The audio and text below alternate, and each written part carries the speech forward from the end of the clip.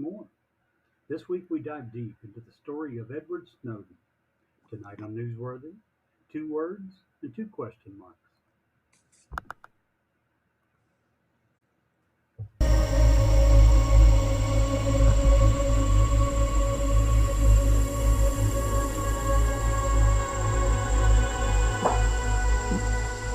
He's alive!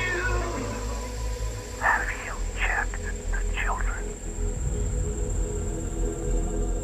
Get out!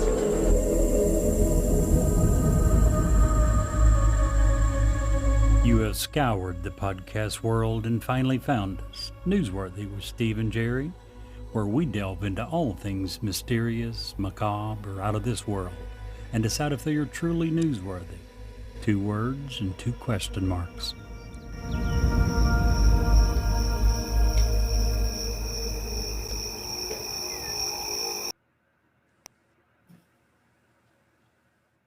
Hi, this is Ed Locke with USA Mortgage.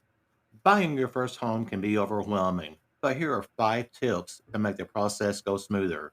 Number 1, find a lender, me, Ed Locke, that can answer any questions you might have and help you get pre-approved.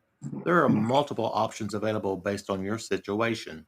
Number 2, work with a real estate agent you can trust.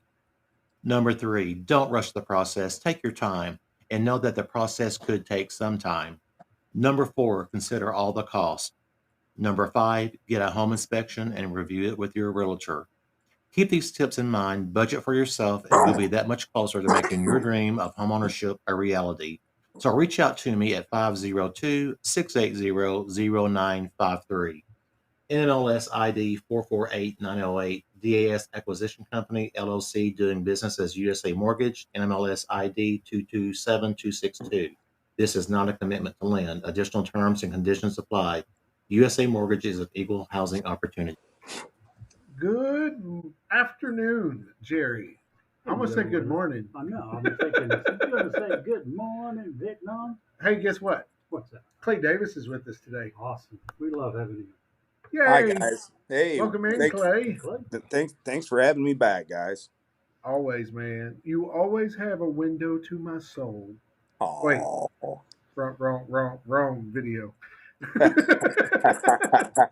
was Good Morning Vietnam. That didn't stop you from almost saying that one. That's true. I've had a really hard time with words today, so I'm glad there's 3 of us because I don't have to talk that much. Apparently, I can't speak well. It happens. well, as long as we don't have you say the word enigmatic, you'll be all right. Not you, Clay. Not you too. Got to get that in there somewhere. I don't like either one of you gentlemen tonight. I didn't get a thank you for not including it in my. Thank you. Thank you very much. I don't know how you could have, considering what we're talking about today. It's a pretty enigmatic subject, I would think. Gosh. Listen, it's bad.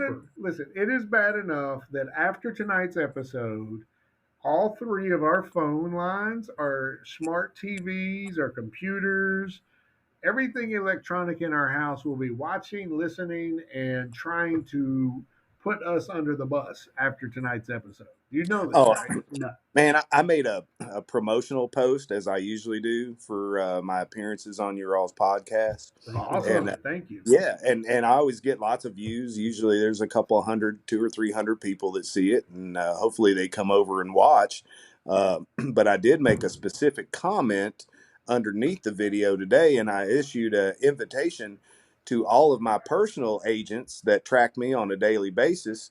And I knew that, they would see my post, and I just went ahead and invited them to watch the show tonight. So we may have some members of the intelligence community tuning in tonight. Well, that'd be good. Yeah. About worrying about the dogs barking. I We're too close to the 4th. There's too many people setting off fireworks. They're going to bark. This is true, and that actually brings up a good point. Just if you have fireworks, hey, a lot of people like to celebrate, throw down, have a good time. I get it. Just be mindful. There are animals that don't like fireworks, period. I have 3 of them. One of them hides in her kennel. The other one gets mad and barks at them, which you're going to hear Ramona tonight probably.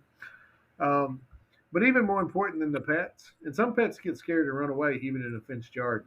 And microchip your pets in case they do run off. But also be mindful of the people that have PTSD. Some people are have developed this as a result of being in combat, and the 4th of July is terrifying for them. So just please be mindful. Probably no matter where you live, but in a lot of areas I hear it's like a 1 or 2 day deal. Yeah. In central Kentucky, it's like a 3, 6, 7, 8 week period. Oh my gosh, it's so stupid. Well, I want to know, who are these morons that are letting off fireworks during broad daylight? Is Right? that just is that the redneck mating call? Or are they trying to like call it? I mean, what are they achieving by doing that? That's the people that would respond to Steve's request by saying 2 words, but America. Merca. But see, Yeah. even and that's here's the thing. I always thought it was cool to have fireworks, and then I got to realizing, damn, these things are expensive. Yes. To have good fireworks or a good fireworks show, it's expensive. Yeah. I don't have the money, the time, or anything to invest in buying them. Our little town puts, Clay, I know where you live, really good fireworks shows for the whole community. We pay taxes, that helps pay for that. I'm not buying fireworks additionally. And again, to your point, I sure as hell ain't spending all that money and then throwing them up in the middle of the day. What does that? No. Yeah. That's insane, man. It's stupid. Totally agree. But America. You was talking about after tonight's episode, and we'll need to worry about all these things. My dad joke goes directly to the heart of that. Oh, really? But here it is. I wouldn't worry about your smartphone or your smart TV spying on you. It's your vacuum you need to worry about. Why is that? It's been gathering dirt on you for years. Even after tonight. You know what your vacuum and that joke has in common? They both suck. They're like my shoes. They're the goat. Oh, they both suck. Seriously. Yeah, I had a guy many years ago. Remember back when Big Lots, you had to hand make all of our signs? Yes, and I enjoyed that, actually. I had a guy, Chris, I won't say his last name, but really good artist. He was my sign maker at the store in Fredericksburg, Virginia. And he made a sign for vacuum cleaners, and thankfully he waited till after the store was closed before he brought me around and asked me if it was okay. And he actually had 2 signs. One was for female products. I'm not even going to go into that one. But the other one was for the vacuum cleaners, and it said, "This baby really blows." Wow. Fantastic. I actually love that, making those signs. They send you all those big starbursts. Yeah. But that was awesome. To have someone that was artistic. Otherwise, your signs looked horrible. And I was not artistic at all. And for the ones that I did, yeah, they were horrible. Well, you can't be everything to all people, Jerry. Sometimes just being handsome is enough. Yeah, combine that with the goat shoes. I mean, if that's not enough. I will say, back in the day, you didn't wear them shoes. I wore these shoes for 30 years. Before that, you wore a pair of brown, and I think they were, Merrells? Yeah. Rockports, Merrells. Yeah. Merrell's a great shoes. Yeah. Rockports are pretty good, too. Very comfortable. Yeah. Anytime. Whew. So, just want to say congratulations to one of our listeners today. Which one is that? My son Nicholas closed on his very first home today. Woo-hoo! Yeah. He used Edlock, one of our biggest advertiser, and USA Mortgage, and they got it done today. I saw where he posted that he's a homeowner now, but I hate to burst his bubble and remind him that he's actually a home buyer for at least the next 20 years, right? Yeah, right. Isn't that the truth? And he's kind of more like a home borrower. The government still owns everything according to them. Yeah. But yeah, him and Lily and their little baby Ada bought their first home. It's very cute. It's right in the heart of the city he lives in, and I'm very happy for him. It's a perfect first time home. They had an amazing realtor. Not pulling any punches there, but when we advertise something on our show, we use that thing. In this particular case, it's Ed and USA Mortgage. I trust my own children with Ed.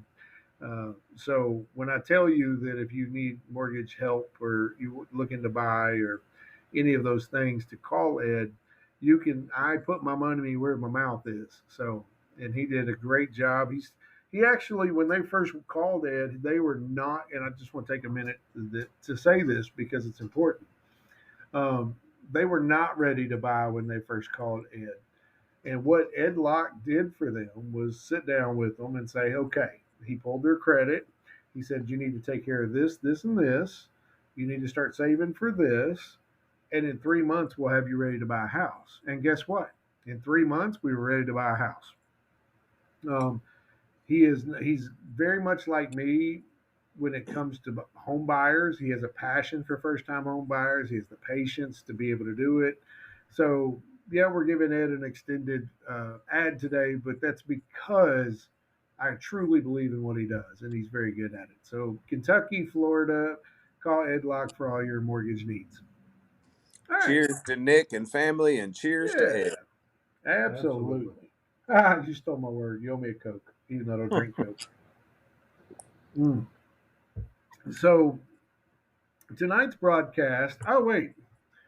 You guys haven't done your dad jokes. Well, I was thinking about it, and Brett left us for a long time because they had yet another baby, and part of the reason was, Truly was having some issues at the end carrying the baby, and 9 months doesn't seem that long, right? But I guess for some it's a maternity. Once again, I'm going to steal your words. You had all week. You had all week. I'm sorry, Jerry. I worked too much. I had to take what I could get. Clay, save us. We've had two bad dad jokes. You guys, I'm not very good with foreign languages, but as I've gotten older, I've gotten a little bit more interested in trying to learn them. I couldn't learn them when I was in school for some reason. You guys know any foreign languages? Nope. I know Hillbilly. Yeah, hillbilly, redneck. Does that count? Well, around here, it's kind of the local vernacular, so I wouldn't call it foreign, but to some people it probably would be. But I just learned the German word for bra. Really? Yeah. Stop them from flopping.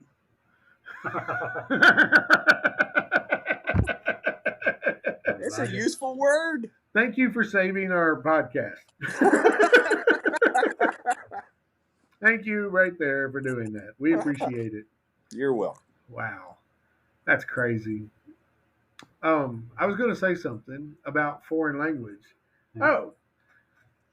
And if I've told this story on the air, tell me to stop. I used to do retail management. Me and you, all three of us actually did. Yep. And I got moved to Salmon, Idaho. I was in at the time Alexandria, Ohio. They moved me all the way to Salmon, Idaho. At the time, at the company I worked for, that was the longest corporate move they ever did. So we go out there, and my assistant is from, or my manager was from Baton Rouge, Louisiana. I was from here in Kentucky. Those people out there, when we were doing interviews, would just sit there and stare at us while we're talking to them. And I was finally like, you okay? And they're like, no, just keep talking, please. I just love hearing your accent. And then, of course, when the manager was talking, they couldn't understand him at all. They could barely understand me because he spoke a thick Creole. It was hilarious. Just different sides of the country. Yeah. So tonight, look at there. We finished it early. Tonight, we're talking about a person that some people call a traitor. Some people call a hero. Some people call a convict who should be in jail for the rest of his life. Someone to. Well, no one. A lot of people truthfully call him a convict. He's never been convicted yet. Yeah. Some people want to put him on a pedestal, and here, and not worship, but put him a higher because of what he did and his acts. And deservedly so, in my opinion. Yeah. So we're going to talk tonight about Edward Snowden. Saint Snowden. There you go. So we know where at least two of the people in this group stand. You don't have to do a lot of research into this to know why he did it, whether you agree with him or not. He didn't do it for money. He didn't do it for fame. He did it because he believed it was the right thing Well, to do. what And exactly did he do, Jerry? and he gave up everything. Yeah. He gave up everything Gave that up was important to everything. him. Yeah. Edward Snowden, over the period of about a year and a half, began collecting a ton of evidence that let the American, when he went public with it for the first time ever, let the American public know of numerous spying programs that the United States were doing that were illegal and in several cases, most cases, unconstitutional, which he believed strongly enough to risk, as Clay just said, everything. Courts, several courts have since agreed with him and said that they were absolutely illegal. So Yeah. that's what he did. He made public the fact that our government was spying on us, American citizens, other countries, other world leaders, allies, adversaries. We were spying on everyone. And for the first time ever, he made that information public. Absolutely. And I would like to add also, last week we talked about Julian Assange and how he had finally been pardoned. I think that was way past time. I think he deserved it. I think Edward Snowden deserves it even more. Well, he didn't get pardoned. He has a felony I'm conviction sorry, now. you're correct. Yep. But he was Yep. allowed to walk into court, plead Yep. guilty, accept time served, and go home for the first time in Regain his 12 freedom. years. Yes. Yes. Yes. And it is. Snowden's revelations, as I was kind of telling you guys before we got started, those revelations are what I credit with radicalizing me. It was my Matrix red pill moment. And I normally don't do heroes, but there's a couple of guys that come very close for me. Ed Snowden and Julian Assange are both very close to hero status for me. I would absolutely agree that that's the way it should be. I also believe that if more people felt the way that you did, sincere changes would have been made since he made this information public. As it now stands, basically nothing's changed. No. Almost nothing. Why? Because the American public doesn't care. Our Yeah. government has successfully defended their doing all these illegal programs by saying, but we've made you a little bit safer. And the American public has bought it, hook, line, and sinker, and said, well, you know what? We're willing to trade our freedoms, our liberty, for what we perceive to be a little sliver of protection. What was it that Ben Franklin said? Uh, those who would give up. How did he put it? I I don't was want to thinking mess of up. Reagan. I know that. It wasn't. It was originally Ben Franklin that Was said it? it. Yeah. Those who are willing to give up a smidge of safety in lieu of their liberty deserve neither. Yes. Thank you. Look, play for the win. And I agree with him 100%. So let's flip this for a little while, just for a second. How because Edward Snowden uncovered a huge spot that spawned hundreds of conspiracy theories about the government and how Uncle or Big Brother's watching you. And Clay, you have personally been in Lexington and protested all the cameras, which I actually agree that it's insane. The level of, even in little old Lawrenceburg, Kentucky, population less than 10,000, we are getting Flocka cameras. Are you kidding me? Yeah, Why? they're aggressively moving into the more rural counties now and cities. Nicholasville has them now, but even more alarmingly, Steve and Jerry, flock safety is making kind of an unprecedented deal where there are four multi-billion-dollar companies now that they have gotten in bed with, Lowe's and FedEx being two of them. The other two are still unannounced. that are utilizing these cameras on their properties. And FedEx has also attached flock cameras to their entire fleet of vehicles, or is in the process of doing that. They're setting up a nationwide network of surveillance that is going to be inescapable. Inescapable. That is the scariest. It's so China-like. China actually assigns you a citizen credit score, if you will, by your behavior in public because of what they're able to monitor and follow on your day-to-day life. What you say, how you say it, the context in which it's said. It's insane.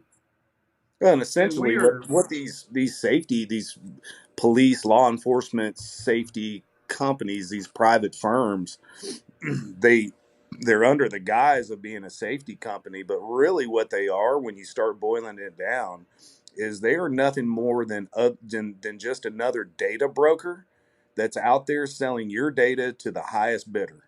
That's all they're doing. They are profiting off of everyone else's data, and they're not much different than Facebook or any of these other platforms that take our data and harvest it out to whoever's willing to pay for it. it's insane to me that before the revolution, all the way back in the day, the king levied a tax of less than, what was it, 0.2% on tea, and we Mm-hmm. were up in arms. Yeah. But it wasn't about the tax. It was about the taxation without representation. I get it. If he just, we'd still be speaking British if he would have just. So we'd had representatives Yeah. to represent our interests. Mm-hmm. But the point is, where has the American spirit to push back against this gone? Well, we covered that. We Yeah. traded that for what we perceive to be a little sliver of safety. And we have very comfortable lives, and I'm of the mind that, because the big question is, what will it take to push Americans back into that revolutionary kind of mindset where they do push back? And to me, I think they have to be made very uncomfortable, and the only kind of uncomfortableness I think that would cause that would be some kind of catastrophic failure or collapse by the government.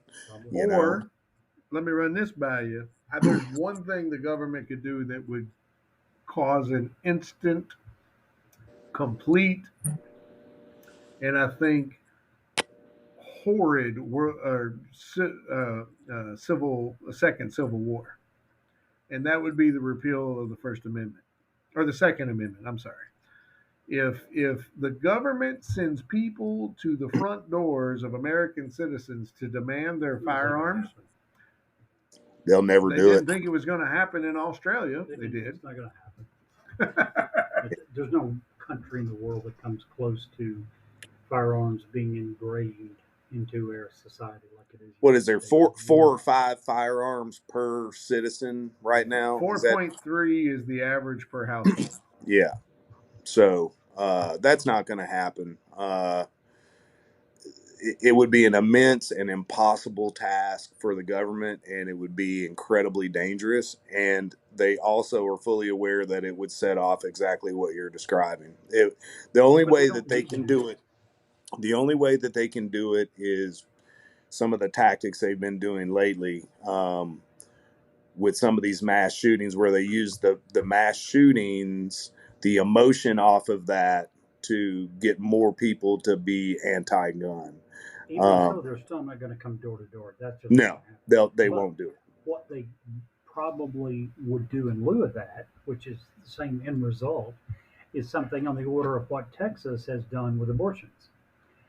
Instead of sending a government law enforcement official to your door to demand the gun, open up a bounty system and let neighbors tell on neighbors and offer them a financial reward, which is what Texas is doing for abortions. In that case, you don't need to risk the life of one single law enforcement person. Just offer $1,000 bonus for every person who reports with information that they can prove that a neighbor has an unlicensed gun. I want to ask one question, and then I want to get back to Edward Snowden. In a state that does so many things right, How do they get that so wrong? That's totally wrong. And I'm not saying that I'm a pro-abortion person. No, I am not. Exactly. But how in the world, is. right? The big picture This here could be is you used for were other turning things. citizen against citizen. It. I know you hate it, but folks, if you haven't heard the song by Tom McDonald called "The System," it's a great I song. don't hate It is. There's a few parts in it that are a little bit sketch, but for the most part, damn, is he not accurate and on point? Sorry. Now And back to. Jerry, Go ahead. like what Jerry was, just to kind of pigeon tail or dovetail on what Jerry was saying, very similar to what he was talking about there in Texas. The red flag laws that they're trying to use now with gun owners, where a concerned family member or neighbor can come to the courts and say, you know, Joe Blow over here has some guns, and I think he might be a danger to himself or to the community. Right. And then the court rules, well, we're going to send the police there and confiscate the guns temporarily until we can decide whether he's good to go or not. And a lot of that is very similar, where they're offering an incentive to the public to rat out people who may have some guns and may or may not be a danger. They, Well, Is there an speculative. incentive on them for the red flag laws? I've not heard of any. Are they Here's offering incentives to anyone? I don't know that I've heard of that to this point, but it would not shock me if at some point somebody said, "Hey, here's a little extra money if you can give us a tip." Here's the So, thing, as someone who's been in that situation and chose not to do that, I'm not opposed to red flag laws. But it's got to be done so strict. So, Very, very, and I don't think Because one person should do it. Well, yes. And the danger of it being used wrong, I agree with Clay. But looking in hindsight, Clay, do you not think that there's been a lot of instances where people have gone to law enforcement and said, this guy has done and said some really dangerous things? There were warning signs there, and we didn't do anything because the laws didn't allow it. So should there be some compromise? Maybe. But man, you got to do it so carefully, so strictly. it's such a dangerous ground, because you're starting to you're starting to have that crimes before they happen kind of mentality, and it's a dangerous footing to be on. It is. Well, the situation that, and I, again, we're not to keep taking us off the trails, but the particular situation we should really come up with a timeline? Not a timeline, but a format and try to. Yeah. We're all over the damn place. Well, It's me, guys. I bring it out of you all. Here's the thing. We do it all the time. Here's the thing. It's our podcast. We talk about what we want when we want. Damn it. There's nothing off topic. Here's the thing that, including roosters and chickens. We'll get to that in a minute. Go ahead. Oh, no, we will not get to that in a minute. In the situation that I was personally a part of, when it comes to red flag laws, there was an opportunity for not one but two distinct individuals who had no connection to make the same case about the person in question. And the person in question was not feared to harm anyone but themselves. And we decided, because we finally did get together and talk and said, hey, is this something we should do for the protection of the person talking about? And we decided against it because firearms, believe it or not, were a part of their career path. And fortunately, we didn't. They got help, they got healed, and they went back into their career with no problems. Had we done that, they would have been and utilized the red flag law system.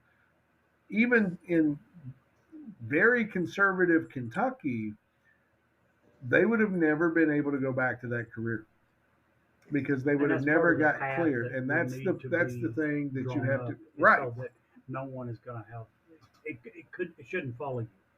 Right. No matter if you're in law enforcement or the judicial system, they should be able to pull that up and it adversely affect your career. Now, you should not have mental health issues be able to disqualify you in most potential health issues disqualify you from employment when the actual act never took place. But we're not going back and proving what Clay was saying. It's a very dangerous line to start It is. down. I get that. But are there instances where we look back and know that we probably should have done something? Sure. So back to Edward Snowden and something Clay just said about there's no off the rails here. I spent all of today in my free time between work and real estate and work and prepping and show prep, listening to the Edward Snowden and Joe Rogan podcast. So it happened good. about, huh? So good. It really was. Yeah. And one of the things that, Edward Snowden he's a talker. He really is. I don't think for the first hour and a half, Joe asked more than 2 questions. And Edward just kind of rolled and rolled and rolled. And Rogan was enthralled with every word. He was captivated. Absolutely. And the thing that he said was, hey, there's no off topic, and I think that that's pretty apparent. I think that that's what, where a topic leads us is where a topic leads us, right? Mm-hmm. The second thing is, I find myself, after listening to the whole podcast, I don't know that I would ever want to sit down and have a beer with Edward Snowden. I don't think that our personalities would mesh very good. However, I don't think there's a finer example of a true patriot alive today. Maybe some, World War II veterans or any of our military, but a citizen who whistleblower, and I truly believe that he is a whistleblower in every sense of the term. Simply because he didn't work for a company, he worked for the government. They try to make that illegal. But this man is a patriot. So now we have all three. All three of us are on the same page. Mm-hmm. Let me spend maybe a minute. No, you take whatever time you want. Background to reinforce the point you just made. He was born the son of a United States Coast Guard officer. His mom was the United States District Court clerk. His older sister, Jessica, is a lawyer at the Federal Judicial Center in Washington, D.C. His maternal grandfather was a rear admiral in the Coast Guard who later became a senior official with the FBI and was at the Pentagon on 9/11. I mentioned all that to say he's about as patriotic as anyone that you could ever hear about. Yeah. He enlisted in the Army in 2004. He became a Special Forces candidate, and he was not able to complete the training. He had shin splints. He was given an administrative discharge. Not only shin splints, his shin splints, because he didn't treat them, equaled multiple tibia. What is that? Tibia? What is that bone? The tibia. Damn, why can't I speak tibia? Thank you. Tibia cracks. The doctor told him, hey, they were due to do jump drills, and he said if you jump, your legs are going to turn to dust. Which is why he didn't just not let him finish the Special Forces training. He was let go from the Army. Yeah. They thought he was in such bad physical condition they didn't want to keep him. Thought he was too big of a risk. But, one more quick interruption having to do directly with that. In the podcast, he said that he took the administrative absence, which is the same as you weren't here, because that way, if he healed and wanted to come back, he could. However, he thought the guy was being nice. What he didn't realize is once he got out, it absolved the military of any medical expenses at all. One of the big reasons that they let him go in the first place. Yeah. At the age of 22, he got his first top secret clearance from the National Security Agency. Less than a year later, he was working directly for the CIA as a systems engineer. Stop and think about it. Not only him, his immediate family, his mom's hereditary line, his father's hereditary line. Everywhere in his family is patriots that have been serving in public service for generations. The federal family. Yes, he was as patriotic a person as you're going to find. And still today, even after all he's went through, even after what the government put him through, is still a patriot. Yeah. Now, you lived in Fredericksburg, which is also a sleeper cell of Washington, basically. Bedroom community. like we live very close to the state capitol here in Kentucky. Right. And I know most of the people I come in contact with are state employees, right? Not all, but a big, huge portion. In your town of Fredericksburg, and the people that you came in contact with, how many of them worked exclusively for the federal government? A large percentage. It literally was a bedroom community of Washington, D.C. A large percentage of the people. And if you wanted to get a good idea of how many, get on I-95 between 4:30 and 8 a.m. Monday through Friday. No, thank you. And it was backed up for hours. It took forever to get into DC in the evening from 3 o'clock to 6 o'clock. It was the exact same thing coming out of Washington, DC. And it's simply because the majority of the people in Fredericksburg and Stafford and all those communities were driving into DC to work. Now, Right. all of those counties that are around Washington, D.C., whether it be Maryland or Virginia, it in comparison to the rest of the country, are all among the wealthiest counties in the nation, because those are all people that work for the government that You are know living what? all around that area. I want to run this by Clay. We talked about it a couple of weeks ago. Okay. You know, Washington, D.C., on their DC issued license plates, their motto is taxation without representation. Do you believe, Clay, that either DC needs to become a state or DC should not have to pay federal taxes? I'm I'll not. tell you. Okay. I don't know that I'm a proponent of DC becoming a state. I think it works.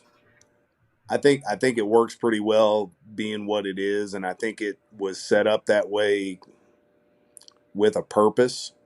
Um, Clay. as as far as the tax thing goes, I don't think anybody should be paying taxes. So yeah, That's not what he asked.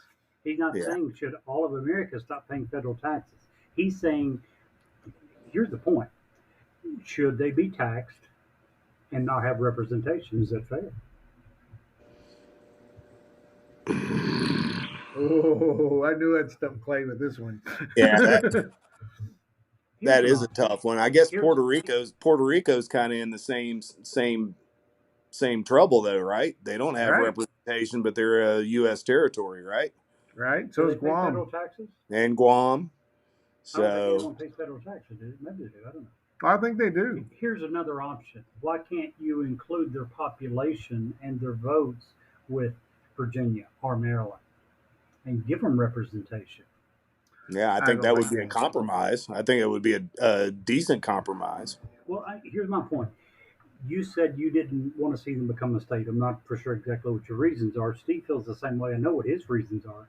But if you allow them, if you incorporate their votes into Virginia or Maryland, you get Mhm. around giving them state status, Mm-hmm. and you still allow them representation from their votes.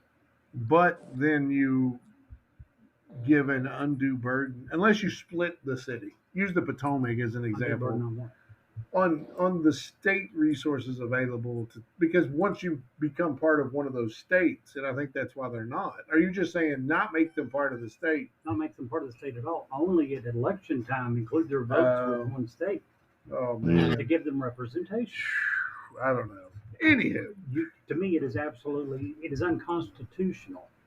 It goes against our very constitution to say you have to pay taxes, but yet you get no say in how anything is ran in this country. Your votes mean nothing. but like Clay just said, Guam and Puerto Rico are both that way. They are federally Though taxed. they're vying for statehood though. Both Yeah, of those. that's true. Well, I don't know about Guam. I know Puerto Rico is. I don't Guam, know. according to our esteemed senator, Guam is just trying not to tip over from all the military people Right, on it. right. Yeah, everybody stay in the middle of Guam, would you? Anywho, back to Mr. Snowden, because he deserves our efforts here tonight. There was a few things. What? Go ahead. I don't understand what I'm reading, but go ahead. Oh, well, that's because you don't have your glasses actually on. But I, he said a few things that I really agreed with. He said a few things that I was okay. One of the main things that he said that I agree with is that we allowed ourselves, because of 9/11 and the fear caused by 9/11, to let the terrorist win, basically. We gave up so many liberties. He was very specific on when he was doing his job, how the Patriot Act changed his job and what he was doing. And I agree. Here's the one thing I was trying to get with that, and I was trying to talk myself back into it. Sorry. So he did make a very valid point. He said, imagine if you're the president, Bush, Obama, Trump, Joe Biden, doesn't matter, and you don't have the years of experience as some of the people in the deep state, in the career, uh, not politicians, but the career appointees, the career people in Washington that handle the real business of Washington. And you have this guy come up to you, you're newly elected, and he says, hey, if you sign off on this, no one's going to know because it's all classified, and you are going to save lives. What president wouldn't do that? Even Obama, and he's a big, from what I gathered of the Joe Rogan podcast, Edward Snowden is a huge leftist. He's a very big Democrat. He's actually he actually started off very conservative, and his girlfriend actually got him to kind of go a little bit left on some things. And the biggest thing that swayed him that way was Obama made two very big campaign promises that he never followed through on. One of those was lessening the pressures and stresses that whistleblowers encounter, and making it a lot easier for them to come to the forefront with what they're trying to divulge. That was a promise that Obama made. Obama also promised to stop the surveillance. He never did either one of those things. But because of those two things, Snowden was very, very pro-Obama, very pro-Obama, and cheered for him while he was winning his election. But in essence, he and his girlfriend were at odds with each other when they first met, because she was so liberal and he was so conservative, and he disagreed with her on a lot of things. And to this day, he's still very conservative about a lot of things. He's also libertarian about a lot of things. And he's also very liberal about a lot of things. And because of that, it makes him very enigmatic, Stephen. You went there, Clay. Damn it. And now we can no longer have Clay on our show. You are the weakest link. Click. Goodbye. So here's the thing. He's very much like, I don't know, 90% of Americans, right? Yeah. How many people, and I know that there's three of us here, and out of us three would find benefits to being both right, left, and in the middle. Mm-hmm. I mean, they're a true Democrat, a true progressive, in the sense of the JFK sense of the word, is someone who wants to change things for the better. A true conservative is someone who wants to continue to do the things that work well. Well. And then the independents are the ones that say, hey, let's take the best out of both parties and make that work well and get rid of the D and the R. Can I digress for one Are second? you going to bring Finally. up Haktua? Nope, I can't. Okay. I finally found my information. Okay, great. While citizens of all territories do pay some federal taxes, Okay. Washington, D.C. is the only territory where all residents pay federal income tax. Oh, wow. Guam, Puerto Rico, none of those pay federal income taxes. They do pay Social Security, Medicare, some of that. Washington, D.C., they pay everything and have zero representation. So I thought that was the case, but wanted to make sure. I am actually in October going to Puerto Rico. I can't wait. I've never been. One thing we haven't talked about yet that we probably should. A lot of people are probably going, "Okay, surveillance, exactly what?" We haven't talked about any of the specific programs that Snowden. Please do. Okay, Well, I can cover some of that for you go for it. if you'd like. Uh, Absolutely. he some of the stuff he divulged, and to make this very clear to the listeners and the audience, we talk about whistleblowers and leaks. This was not a leak. This was a tsunami. He Snowden had a literal treasure trove of files from the NSA.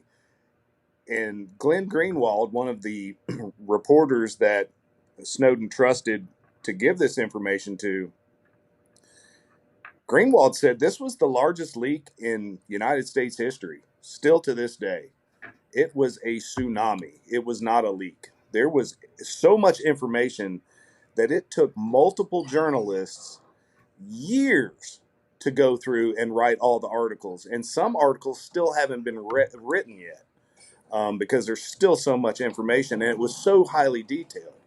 But some of the unconstitutional programs that he divulged were the first one was called the Verizon Order. In it, the Federal Intelligence Surveillance Court ordered Verizon and other telecommunications companies to produce to the NSA and the FBI on a daily basis records of telephone calls and telephone metadata on U.S. citizens both inside and outside the country. And this was all pursuant to Section 215 of the USA Patriot Act. It's highly likely that this program still continues to this day. Another program that he mentioned was, it was two programs, PRISM and Upstream. Both of those projects were utilized by the NSA under Section 702 of the Foreign Intelligence Surveillance Act, FISA. And once the government realized that most of the world's communications actually flow through the United States, so they were like, okay, well, if most of the world's communications are flowing through the United States, we want to get all of that. So through PRISM, they achieved this by accessing and storing emails, chats, photos, video chats, video conferencing, stored data, file transfers, online social networking details, and they received notifications of targeted activities such as whenever you logged on to a particular application. If you logged into Facebook, they would get a notification and then they could start watching what you're doing. And they were doing this on Microsoft, Google, Yahoo, Facebook, YouTube, Skype, Apple, and various other companies that are no longer in existence but existed at the time. And these particular unconstitutional exploits were underway. Project Upstream was used in conjunction with PRISM. And what that did was it basically utilized the direct collection of communications on fiber cables and other infrastructure as data flowed past. This included cables from overseas, both Atlantic and Pacific, Canada and Mexico. So literally everything that was passing through the fiber cables, they were just taking it straight out of there. Upstream utilized a direct collection of communications on those fiber cables. And then another big one that he divulged was XKeyscore. XKeyscore was a search interface that allowed the NSA agents to utilize keyword searches across the entire internet, revealing people's personal and intimate interactions anywhere online. So they could type in President Bush assassination Bucharest if President Bush was getting ready to go give a speech in Bucharest. And then all of a sudden, just based on those keyword entries, everything that ever appeared on the internet by anybody with those keywords would pop up, and they could go through and disseminate whether there was a legitimate threat there or not. Those were some of the most prolific programs that he came out with. And you did say that of course, with us being Americans, that they had to have a warrant before they could do any of that, right? Right, yeah. The funny thing about that section 702, that section 702 got around all the warrant stuff. So they didn't need a warrant for any of that, and it allowed them to do what was called a three hop, where basically if they were targeting a person outside of the U.S., non-domestic person, they could surveil two hops out from that person. So to make that make more sense, if they were surveilling me and Steven called me, then they would surveil Steven, and then if Jerry called me or Steven, then they would surveil Jerry, okay, and all of our contacts. And Snowden said that once you got to that third hop, if you had a person with 40 or more contacts, then all of a sudden you were watching hundreds of thousands of people. Sure. I mean, I 40 have- times 40 Sometimes times depending 40. on the contacts, you were watching up to 1.2 million people. Just as an example, because of what I do for a living as a real estate agent, I have almost 530 contacts in my phone. Yeah. And Because of my they- activism and my libertarian contacts and so on and so forth, I have about 3,400 people on Facebook. Woo! So, yeah. And what Clay is describing is the official guidelines. They didn't go with that. No, they didn't Fact, follow. and Snowden gave evidence that many of the agents would also spy on their own love interest. Yes. They even had a name for it, love int. Yeah. Short for love interest.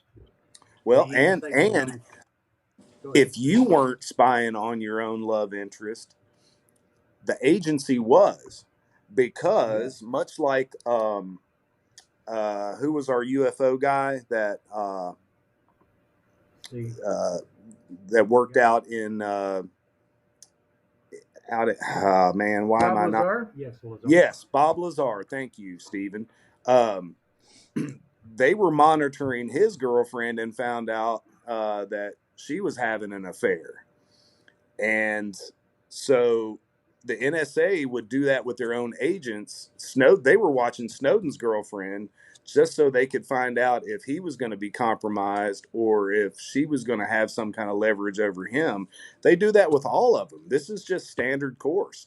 If you work for the NSA, man, they're watching your whole family.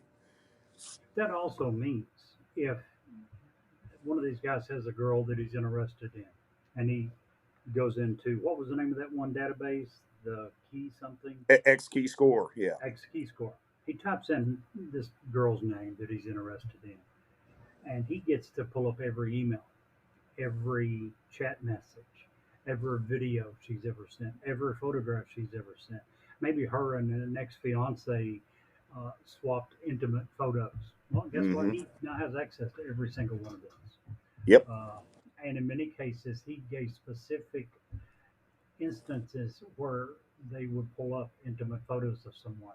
The guy sitting at the console would turn and holler at 2 or 3 of his buddies. This is obviously one of the potentials of abuse. Not only is it the fact that someone is being able to look at every aspect of your life, what if one of these people decides to blackmail you with it, which the CIA was doing? In one instance, he had proof when he was in Geneva, Switzerland, that there was a local banker that they believed could help them. They, at a party, had given him drinks that he thought was non-alcoholic. They got him drunk, encouraged him to drive home, and then called and reported it. Once the banker was stopped and arrested for DUI, they offered to make the charges go away if he agreed to become an informant for them. That was one of the things that started to turn Snowden.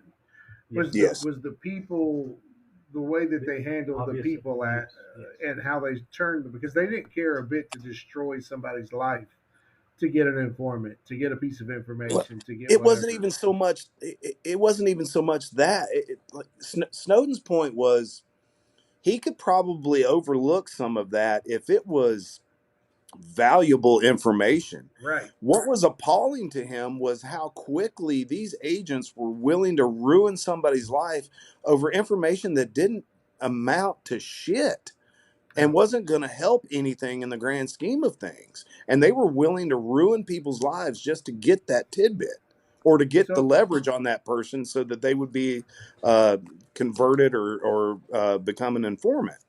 so I have a question for you guys. Directly involving Edward Snowden, a few things he said. Now we're right at an hour. Do you guys?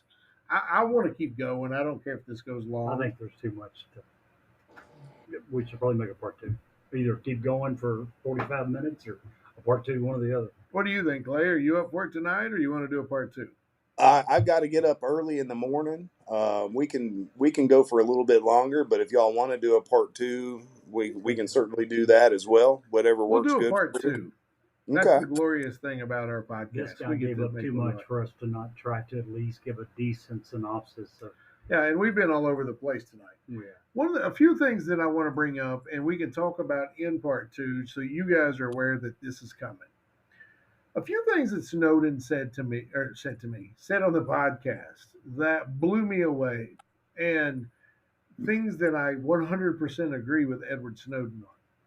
He was working as a contractor at the time of 9/11. He was not in the CIA at the time, and he goes back and forth. He's been all over the place when it comes to intelligence because of what he does.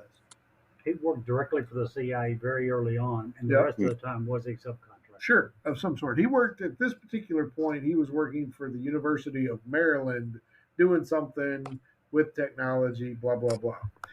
The thing that he said that struck me out, that really started me down a path today, was that on the morning of 9/11, he worked right down the street from the NSA headquarters, and he gives the title in the street and blah blah blah. I don't know. He said that he overheard a call because the woman he worked directly for, husband, was the director of NSA at the time, and he heard the call that said he called her and said, "Hey, you need to close down what you're doing today and go home." This was before the first, was it before, right after the first plane had struck. He said, "We're sending everybody home." In the NSA and the CIA, everybody went home. And so when she relayed that message to Snowden saying, "Hey, you need to go and cut home. They're shutting everything down." This kid's 18 years old. He goes outside and it's a parking lot because so many thousands of people are leaving at the same time. He said that, and he said that that was one of the reasons that he decided to enlist, because at the very moment when they needed all hands on deck, he saw that they were sending everybody home but a skeleton crew. And I want to take some time He to. was talking about NSA, not University of Maryland, right? Right. The NSA Yeah, all the sending everybody home because they were sending the were intelligence people home. Yeah. at the time, as opposed to trying every way possible to track these people down, to find a way to crack it before another whatever happens. And that really burned my biscuits. And I don't know why that guy who was in charge of so many assets at the time, who could have helped 9/11 not be so bad in some way, form, or fashion, or maybe not at all, sends everybody home, as opposed to, because that, to me, and Edward Snowden even said it, that's what they signed up for. He was afraid they were a target, but everyone in that building knew that that's what they signed up for. One of the things about the NSA is that anybody in that building can be called on to go somewhere and do a thing, whatever that thing is. They all sign up for that. Now, yeah, they might be in there 30 years and not do anything, and then have to one day go, run surveillance at a library, but they're all trained to do that. So I want to talk about that in part two for sure. And I want to talk about some of the things that the Patriot Act allowed, and that how that process happened, because he's very detailed in his interview with Joe Rogan, and I keep going back with that. But Joe's a really, for all intents, you don't get to be the number one podcast in the world without being a very good interviewer, to having some knowledge about what you're talking about. And he asked some very good questions about how that process worked, how that the deep state um, is able, and I know I keep saying that word. Jerry rolls his eyes at me every time I say the deep state, but and when I say that, I just mean the career Washington people, the people that survive the presidents, the people that survive, the senators and the congressmen that are always there, but how they can manipulate and how they control and how they use this ability, and why it's such a big deal that Edward Snowden did what Edward Snowden did. Does that make sense? Mm-hmm. I just, Yep. because he goes into a lot of detail, and I want to really crack down onto that detail, because how else can we possibly prevent that from happening again, or stop it from currently happening, if we don't know the detail? And this is coming directly from a man who was in there. Sure, the systems have changed, the computer encryptions have changed, and it's gotten much more technical, I'm sure, but that's why we have the power to vote it out. I think, I hope. As a patriot, that's what I like to believe, right? One would hope. What do you Well, think, Clay? I Is it think too late? if we're gonna do a part two, at least let me leave this one little Snowden quote with everybody to chew on while we take a little rest, and then they can chew on this when we come back to number two, episode two. But You said Snowden's number two. number two.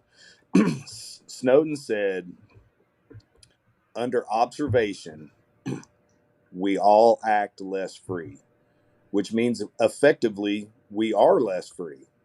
Study after study has shown that human behavior changes when we know we are being watched. Under observation, we act less free, which means we are effectively less free. And you think about that. If you've been at a birthday party where back in the day when everybody would whip out their video cameras to video camera the birthday party, and you turn your video camera on a child or even Aunt Sally, as soon as they realize that they're on camera, they are not acting like themselves. They're acting for the camera, Yep. and Either good or bad. good or bad. And that under observation quote that he made is about as accurate as you can put into words what happens when people realize that they're being surveilled. They stop acting like themselves, and they're Yep. not free. They are making decisions based on that camera's presence. Yep. And that can, I could see proponents of surveillance saying that's a good thing, but in the grand scheme of things, it's really not. It is impeding on people's ability to be free. Who do you think are the biggest proponents of all this surveillance? Proponents? Or yeah, the people that want more and more surveillance. The government, Sure, but all of like, them. yeah, It's not for safety. That's and forgive me, young listeners, that's horseshit when they say it's for safety. It's not. It's about social control, social manipulation. It's surveillance is about control. That's it's what it about is. laziness too. I And think and and all of these people who say, "Well, if you have nothing to hide, you should have nothing to fear." Well, I'll tell you what. Every American does have something to protect. I have people in my house that I want to protect. I have valuables in my house I want to protect. I have secrets in my house I want to protect. I have animals in my house I want to protect. And anyone who says that if you have nothing to hide, you have nothing to fear, They're not thinking about the fact that they themselves have something to protect, whether it is inane or whether it's something completely evil. Either way, it is theirs to protect, and it's nobody else's business unless they're hurting someone else. Period. Right. And I'm a big proponent of, even if you're breaking the law, you're not breaking the law unless you get caught. I mean, I hate to say it that way, but it's the truth. You know what I'm That's the way. saying? And I That's the have a way the son that's government looks at becoming a it. police officer. I know we're going to go round and round about this, but he is actually he is one of the best heads on his shoulder about this. They had to do a class on Breonna Taylor, and that's in Louisville. If you haven't, for those out there that don't know that name, police did a no-knock warrant, busted into Breonna Taylor's house. Uh, Boyfriend and Breonna Taylor in bed. Breonna Taylor was I want to say she was a cop, wasn't she? No, EMS worker. I think. EMS worker. Yeah. Yep. They were asleep. People break into the house. He comes out with a gun. He comes out with a gun, shooting, and everybody. He didn't shoot. I don't think he just had a gun. Yeah, and they started shooting, and everybody started shooting, and Breonna Taylor was killed on a no-knock warrant. And he had the audacity to attempt to defend himself and his girlfriend against unknown assailants busting down his door. Right. And, that's not surveillance per se, but it goes back to what Clay says. We have a right to certain privacies, especially in our own home. We should. We used to. We used to. And, I can see where they can make the case if you're driving down the street and they want to take your picture. I can almost see that case because it's public domain. Almost. I don't say I'm for it. I think that's BS, and I think it's lazy detective work. It is. But if you can do better police work by being lazy and using technology, I understand why some people rightfully would say use it. Sure. If you have my license plate, I've committed a murder, and it's my license plate, and you can track me with it, great. But because you're driving in the same screen 30 minutes before, they have no right to hold your information. Period. Also, by the way, that's ducky if you hear that crazy loud noise. I'll have to go back and look and see what city it actually took place in. I'm thinking I want to say Virginia, but I could be wrong.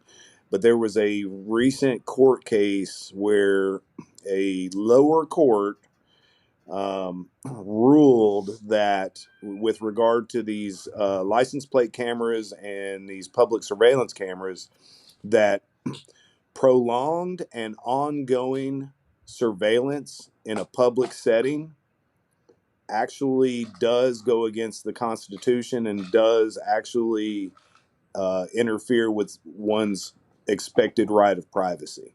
Good now, for them. I don't know.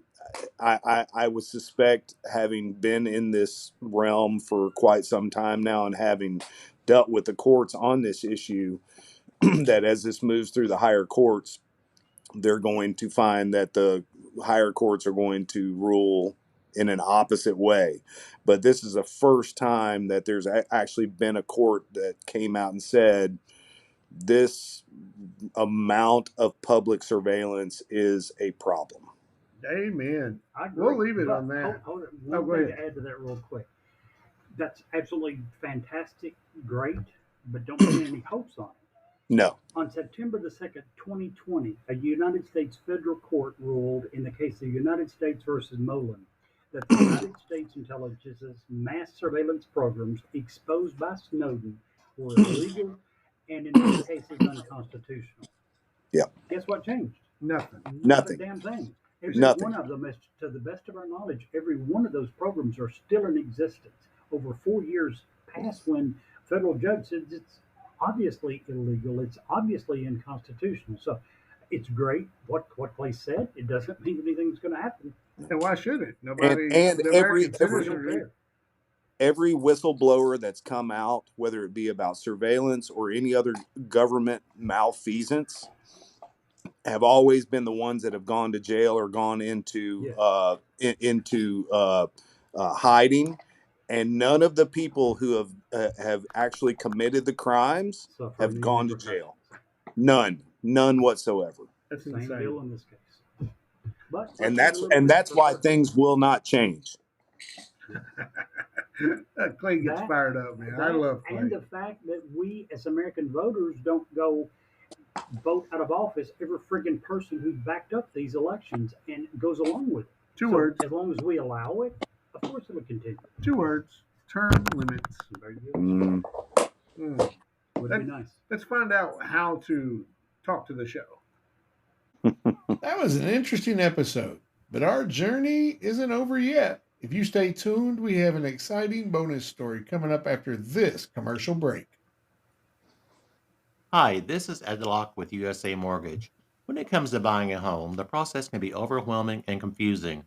With so many options, it can be hard to know where to start. That's why it's important to work with a certified mortgage loan originator.